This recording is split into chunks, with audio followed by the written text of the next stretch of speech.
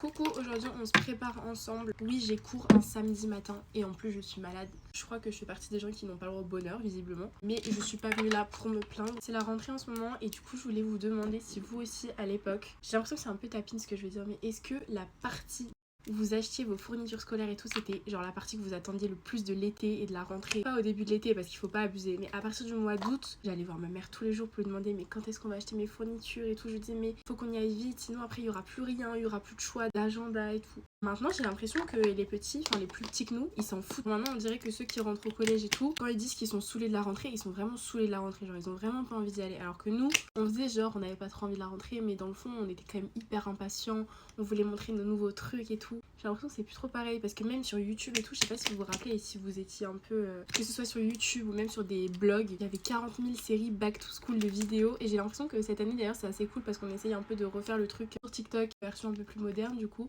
Mais il y avait des tags back to school, il y avait des swaps back to school, genre il y avait vraiment des vraies séries back to school, vous voyez sur YouTube. Enfin les youtubeuses, blogueuses et toute l'époque, elles avaient une vraie série hyper longue back to school, je pense avec genre 10 thèmes différents. Même c'était trop l'époque des DIY et tout. Pour la rentrée on fabriquait 40 000 nouveaux trucs, des trucs inutiles. En fait c'était grave l'époque avant TikTok et les vidéos, elles étaient un peu longues et c'était vraiment le prime de YouTube je trouve. Je pense que c'était les filles la plupart qui regardaient ça, mais est-ce que vous vous rappelez des DIY et des vidéos YouTube en général de, je crois que c'était Emma Verdé. C'était une Canadienne, une Québécoise je crois.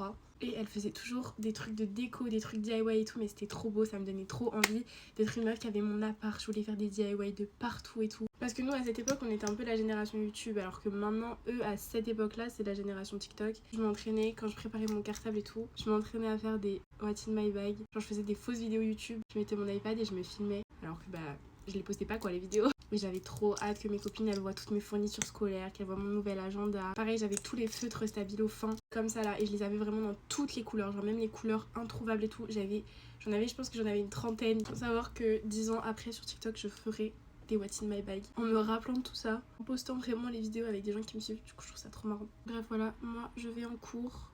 Bref voilà, je suis prête, je vous fais plein de gros bisous et à demain.